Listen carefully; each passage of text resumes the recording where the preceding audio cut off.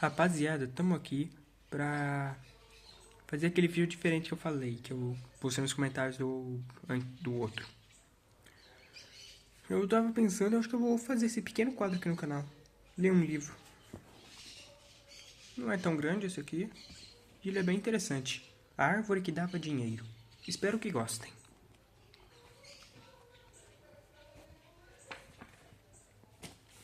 Dinheiro compra felicidade? Você não gostaria de ter uma árvore que dá dinheiro toda vez que fosse necessário? Bastava ir até lá e colher a quantidade que desejasse. Seria uma maravilha, não é mesmo? Só que talvez as coisas não fossem tão simples, como você vai perceber pela leitura A Árvore que Dava Dinheiro, de Domingos Palegrini. O autor conta uma história de um pequeno município chamado Felicidade, onde os habitantes descobriram uma árvore que estava dando dinheiro. Imagine a euforia de todo mundo que morava lá. Bem, quase todo mundo. 3 moradores recusavam-se a participar daquela loucura e que não terminaria nunca. Por que seria? E o que você vai descobrir acompanhando surpreendentes acontecimentos em Felicidade? Comece a ler já essa história e veja como o dinheiro pode mexer com a vida das pessoas.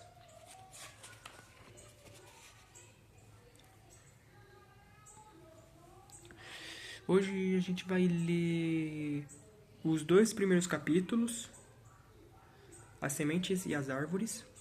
Se der um pouco mais, eu leio um pouco das flores também. Os capítulos: as sementes, as árvores, as flores, e mais flores, o pó, os frutos.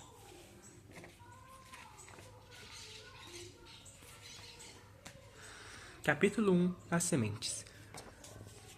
Era uma vez em Felicidade um velho tão unha de fome que andava uma semana com o chinelo esquerdo, pé direito com o sapato. Para ninguém dizer que ele era pobre, depois andava outra semana com o chinelo direito e o pé esquerdo com o sapato. Chinelo é mais barato, e assim os sapatos duravam anos. Até que um dia ele morreu, sem desconfiar que aquela dor nas costas era de andar com um pé mais alto que o outro. Se Cristóvão Colombo se chamasse Américo Vescúpio, tinha descoberto a América do mesmo jeito. E Joaquim José da Silva Xavier era Joaquim quanto Joaquim Silvério dos Reis. De modo que ele não adiantava nada contar o nome do velho. Com qualquer nome, ele ia morrer do mesmo jeito, sozinho, apesar de rodeado de gente. Antes de morrer, ficou um tempo caído no quintal, sem ninguém para dar uma mão ou uma palavra. Tinha chegado da rua e ia entrando pela cozinha para economizar a escada na frente, que era de mármore. Ali caiu e ficou. A escada era de mármore porque o velho era munheca, mas não era pobre, era dono de metade da cidade. Morava ali porque a cidade era tão pobre que ninguém pagaria aluguel daquele sobrado. Tinha comprado da viúva do fundador de Felicidade, que tinha erguido o sobrado com o tempo que as tropas de burros passavam com café, açúcar a caminho do porto. Depois voltavam com tecidos, mantimentos, remédios, miudezas e com encomendas. Quando vinham de longe a tropa chegando, os meninos ficavam até sem fôlego de contar 1, 2, 3, 50 burros, olhando um para o rabo do outro pela estrada embolada de terra. Uma frente à mula madrinha com um sineto no pescoço.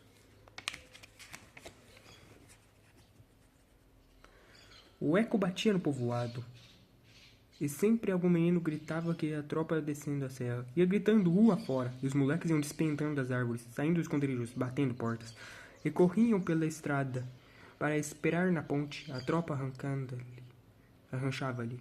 E a molecada ia de volta com cestas cheias de cocada, curau, pamonha, quindim, bom bocado e outros doces salgados para vender. Os tropeiros comiam com saudade de casa, depois de mastigar arroz, feijão, carne seca, cozinhavam nas praias do rio. Tomavam um banho, lavavam a camisa para o dia seguinte e de manhã entravam na cidade vendendo bebidas, sedas, sapatos, pimentas, roupas, aviamentos, secos, molhados. Deu uma felicidade, no tempo que era povoado, era mais animada que depois que cresceu e as tropas deixaram de passar. No dia que passou a última, ninguém desconfiou que essa era a última. Ficavam muito tempo esperando a outra. Enquanto isso, ia a gente casando, ia nascendo gente, e o povoado virou uma cidadezinha e ao longo da estrada, espremida entre o morro e o rio. A estrada virou uma rua de paralelepípedos e o governo estadual mandou botar postes para ganhar a eleição. Em cada poste acenderam uma luz, os pirilampos sumiram e apareceram muitas mariposas. Eram como as luzes de um velório. Muita gente foi embora de Felicidade e parecia morrer. O governo tinha aberto outra estrada, contornando a serra. Agora as cargas passavam por lá. Em caminhões nem mesmo tinham tempo de parar. O fundador de Felicidade gostava tanto de conversar que tinha erguido o sobrado para ver casa acima do hotel. Para ser casa e em cima do hotel. E embaixo. Mas quando morreu, de uma doença que ninguém falava o nome, o hotel estava vazio. Fazia tempo que não passava um viajante. Fazia anos que ninguém parava um circo. As luzes do poste queimaram. A prefeitura dizia que era pro Estado ia trocar. O Estado dizia que era a prefeitura devia trocar. E a felicidade continuava escura. Então a viúva ficou muito desgostosa e disse que o velório... E disse no velório que ia morar longe da lembrança do marido e daquela escuridão. E nem bem ela fechou a boca o velho, que naquele tempo não era velho, mas já usava chinelo e sapato. O velho falou que, sendo assim, fazia a caridade de comprar o sobrado. E não sei quanto vale. A viúva gemeu e pediu um preço que achou alto, mas era muito barato. Negócio feito, disse o velho. E ela não pôde mais voltar atrás, porque naquele tempo negócio era negócio. Com aquele dinheiro ela pagou as dívidas, foi embora com uma mão na frente e outra atrás. E o velho deu de fazer naquele velório. Quando teve idade de aposentar, vendeu o moinho, que era a única indústria da cidade, e economizou ainda mais para comprar mais casas ou emprestar juros. O cidadão emprestava o dinheiro para o velho, não pagava, o velho ficava com a casa. Tinha até gente que vendia a casa ao velho e ficava pagando aluguel, mas pelo menos ficava com o dinheiro para ir conhecer o mar ou a capital. Comprar móveis e roupas, tratar os doentes, trazer metade de um enxoval, na metade do dinheiro sempre acabava. Só o dinheiro do velho não acabava, aumentava. Tinha um chuchuzeiro trepado na casa. No almoço, comia feijão com chuchu e na janta, chuchu com arroz. De modo que ele assim continuou comprando casa. De 2 em 2 anos, comprava uma caneta para fazer contas nos réis e nos juros, em papel de embrulho.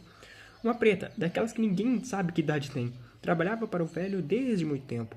Dormia num quartinho no porão, como um cobertor de criança. Cobria o peito, descobria os pés. Cobria os pés, descobria o peito. Então dormia mal. Acordava cansada, pegava a vassoura para escorar tonta. Aí via um cisco no chão, varria. Ela estava tão acostumado que continuava a trabalhar o dia inteiro por puro costume. E também porque não sabíamos o que fazer da vida. Aliás, nem pensava nisso. Varria o sobrado todo. A passar o pano nos móveis da viúva até cansar. Aí parava numa janela para suspirar. Via mato na grama e arrancar. Voltava, passava o dedo no beiral e estava empoeirado. Então pegava um pano úmido, passava em tudo. E de repente, sentia um cheiro. Um cheiro no ar. Era o urinol no velho debaixo da cama. Ia lá despejar na privada e o que ela via? E a privada estava encardida. Pegava o pano com areia e esfregava até branquear.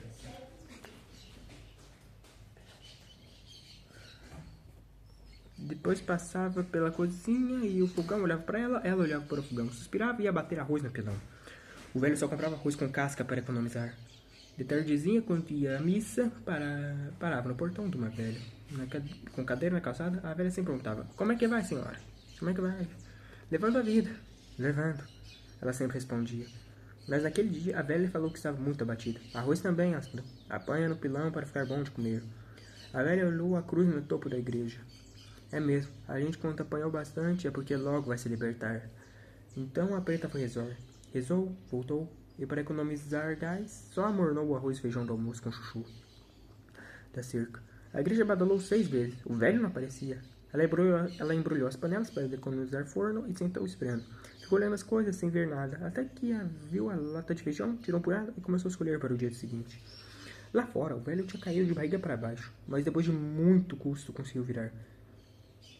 Depois conseguiu sentar no chão, de costas para a parede, e ficou muito tempo vendo como as nuvens formavam tanta coisa, e como o sol foi avermelhando ao céu, e como as cores foram mudando devagar, e para sempre, quando os passarinhos quase se matavam de tanto piar.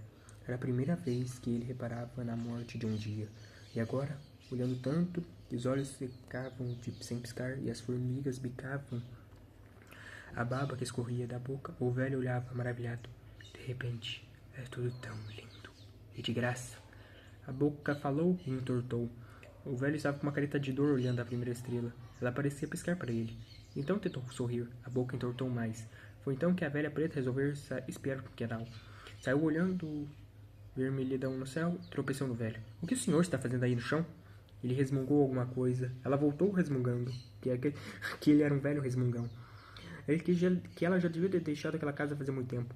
De onde já se viu trabalhar em troca de cama e comida. Ele tinha sorte de que ela estava pagando uma novena. Senão pegava a trouxa e saía pelo mundo.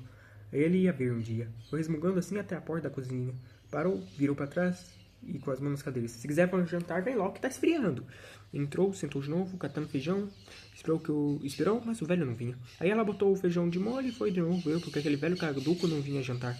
Já estava escuro, e agora ele estava deitado na cara no chão, incomodado igual uma tartaruga virada. Ela debruçou. Quer alguma coisa? Ele esmungou alguma coisa. Se como torcendo no chão, ela olhou bem. Esse velho tá alguma coisa. Foi bater na casa da vizinha. Levaram o velho para o quarto, com tanto cuidado que acabaram caindo da escada. Depois se perderam na escuridão cheia de portas. O andar de cima não tinha lâmpadas. A preta estava na cozinha fazendo um chá de sabugo de milho. Ele gostava muito. Mal não fazia e não custava nada. Metade do corpo dele tinha endurecido e a outra metade não obedecia. Um vizinho pegava numa perna dura que nem pau, o outro pegava uma perna bamba igual corda. Parecia que o velho estava fazendo pirraça. Um pouco a torta parecia rir o tempo todo.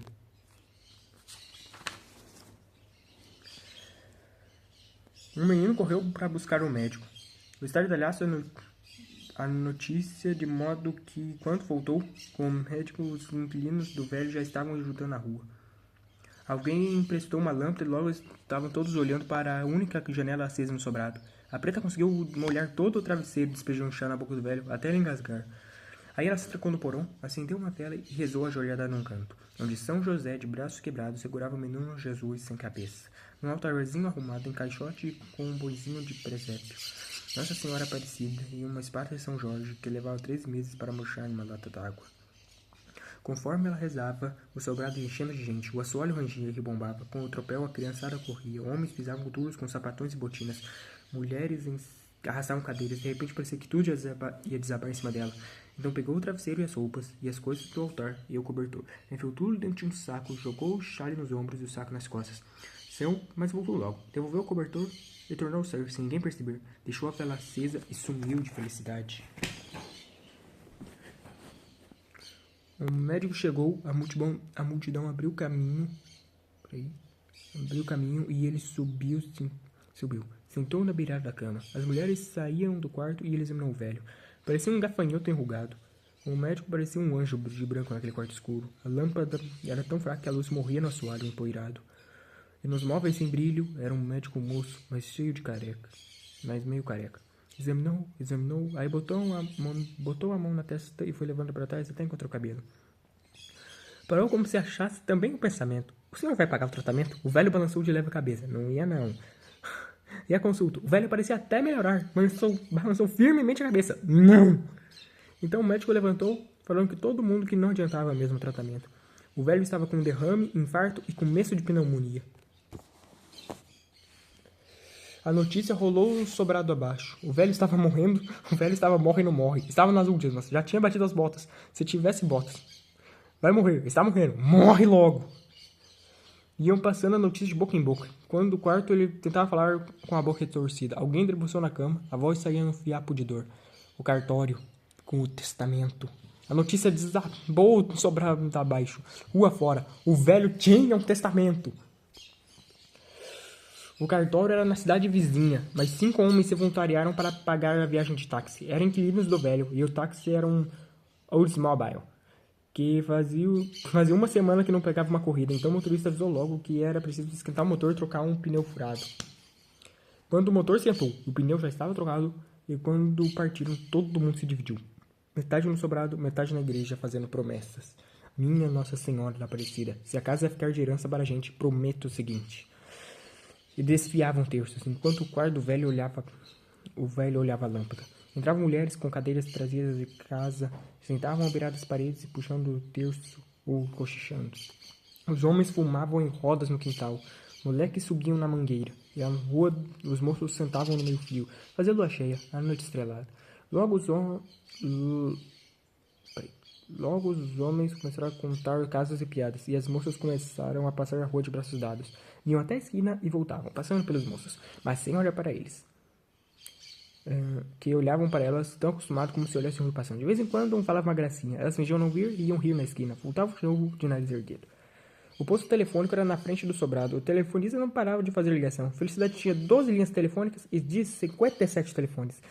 4 ou 5 para cada linha. Cada numa casa. Então alguém ligava falando da herança e os vizinhos ouviam nos outros telefones da linha.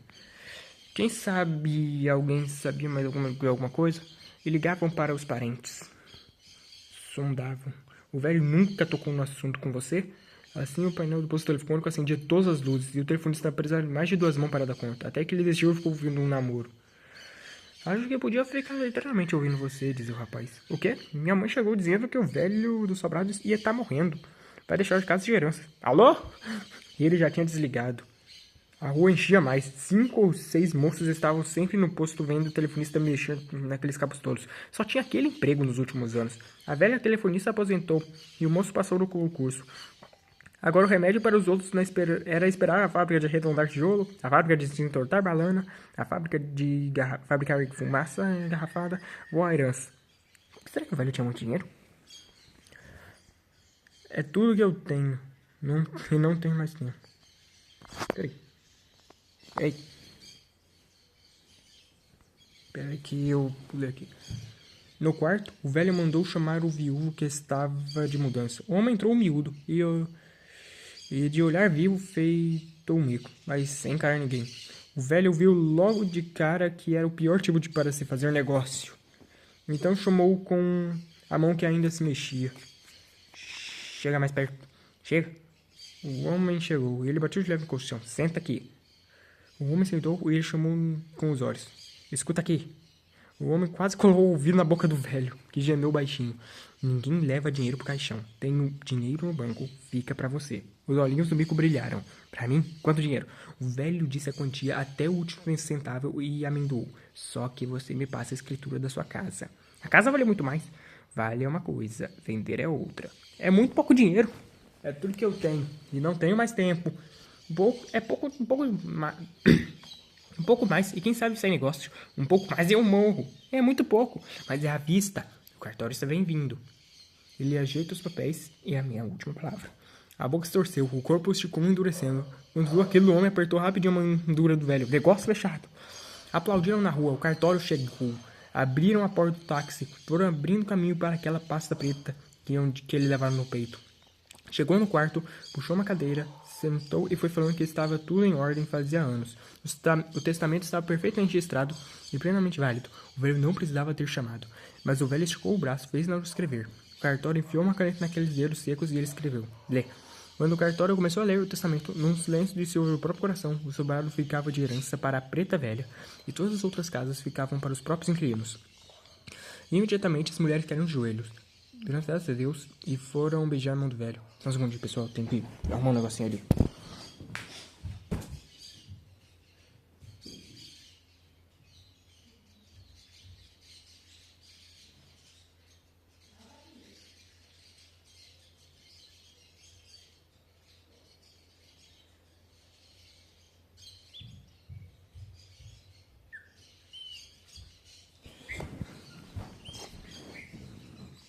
Voltei.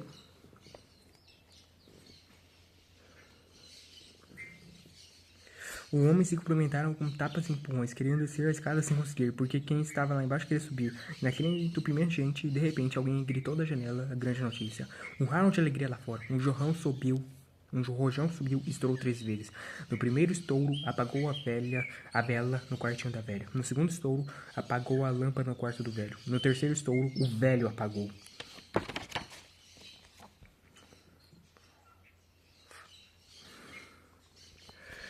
Conforme o testamento, vocês têm que requerer essa escritura nesse mesmo dia, daqui a 2 anos. Ou então tudo fica para a prefeitura. Mas todo mundo festejava. O cartório insistia.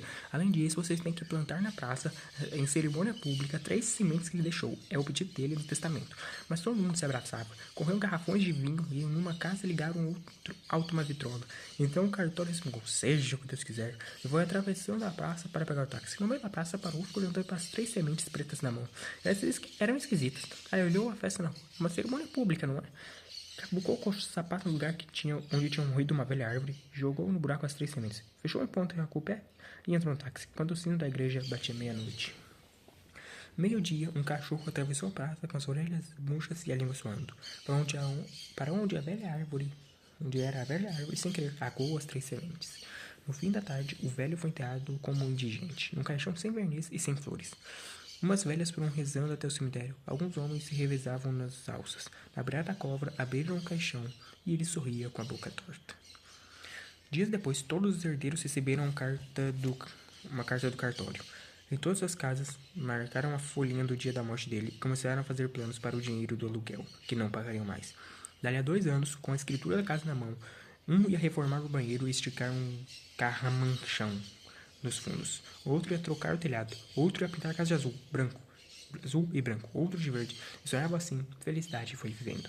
Não imaginavam que logo veria o dinheiro nascer de árvores e todo sonho virar realidade. Não demorou uma semana para despontar na terra uma plantinha. E no mesmo dia apareceu outra. No dia seguinte já estavam as 3 tomando sol. E todo dia o cachorro passava, erguia a perna e aguava. Mas uma morreu pisada. Outra morreu seca no dia de sol que o cachorro não passou. A terceira cresceu tão depressa que num mês o cachorro já erguia a perna no caule, já com uma casca áspera de árvore, ao lado de um banco de madeira para aproveitar a sombra de a velha árvore. De modo que acharam bom crescer outra ali. E um dia ela anoiteceu protegida como cercado. E no dia seguinte ela anoiteceu crescendo ainda mais depressa. Agora o cachorro não conseguia mais chegar ao pé dela, nem precisava mais ser guarda. Abria folhas novas todos os dias, numa fúria que ninguém ainda percebia, porque era apenas uma pequena árvore. Mas com 2 meses a árvore era mais alta que o homem. No 3º mês o cachorro deitou na sombra. No 4º mês todos já haviam reparado nela, crescia e se agrezava no vento. No 5º mês moleques começaram a trepar nela. No 6º mês despontou no galho mais alto uma folha colorida que começou a se abrir. Não era uma folha, era uma flor de uma pétala só. Mas só o vento sabia. A pétala era uma flor, uma nota de dinheiro. E a nota foi desenrolando. E conforme desenrolava, ia secando, até estalar como dinheiro novo. E aí voou com o vento da tardezinha. Foi achada de manhã por um menino. Das árvores na margem. Quanto mais... Ele ia pela rua empurrando um pneu careca. A caminho do rio, onde os outros meninos nadavam, gritando e pulando das árvores na margem. Quanto mais perto, mais ele ouvia os gritos e ficava mais pressa. Empurrou o pneu para correr atrás. O pneu bateu no meio-fio e tombou, onde foi pegar. E um papel parecia com dinheiro. Pegou, era dinheiro. Olhou para todo lado, tomou o olhar para a nota, e era mesmo verdadeira e graúda. Então desatou a correr para casa, deixando o pneu cair na praça. Primeiro a mãe ouviu a história, depois fechou um pouco os olhos, olhando de lado. Quero saber de quem o senhor roubou. Não roubei, mãe, juro, achei na rua. O senhor não minta para mim, juro, mãe, juro por Deus. Não minta para sua mãe, se for mentira, a hostia vai sangrar na minha boca na comunhão. Ela pegou a nota, estava estigadinha, lisinha, como se acabasse de sair do banco. Estalando com vontade de comprar alguma coisa, e era ver tanta coisa quando sobrasse um dinheiro na vida. Então ela passou a mão na cabeça dele e falou que acreditava. Enfiou a nota aos peitos e pediu para ela. Ele pediu dinheiro para a doce. Ela disse que não tinha. Ele insistiu até apanhar. Se o marido soubesse, ia pegar o dinheiro para encher a despensa de vinho e linguiça. Então ela saiu antes do jantar e comprou tudo o que queria. Quando o marido chegou, a mesa estava com uma toalha nova, os pratos trincados estavam no lixo e começaram a comer com pratos novos, uma comida feita em panelas novas. Depois da janta, o menino tornou a pedir dinheiro para a doce. Ela falou que fazia mais mal pro dente. Então ele contou para o pai que tinha achado uma nota graúda. O pai virou para a mãe perguntando cadê? E no instante estavam discutindo e engasgando com o café. Aí o menino esqueceu o doce e saiu. Na rua, meninas brincavam de passanel e os meninos de pique-salva. Ele entrou na brincadeira e logo estavam arfando tentando correr, passando gosto nos arranhos dos tombos. Antes, o pique era um poste, agora era numa árvore nova que crescia na praça. E viu que os galhos mais altos estavam cheios de botão de flor. Quando a igreja badalou 10 horas, as mães começaram a chamar das janelas. O pique-salvo acabou. 3 meninas ainda continuavam cantando numa varanda. 3 elefantes incomodam muita gente. 4 elefantes incomodam muito mais. 4 elefantes incomodam muita gente. 5 elefantes incomodam muito mais. 6 elefantes. O telefonista namorava na porta do poço. Desde que tinha badalado 10 horas, a namorada se despedia. Com sussurros, os dois apertando as mãos com as testas coladas. Uma janela se abriu numa casa e uma mulher chamou. Os dois se afastaram como se levassem choque. A moça respondeu que já ia e já ia. A janela fechou. Ela foi atravessando a rua, a pracinha em rumo de casa, por debaixo da árvore e olhou para trás. Ele foi correndo, se abraçando no escudão, dos galhos. Depois ela se foi, quase correndo para casa, e foi espungando atender um telefonema.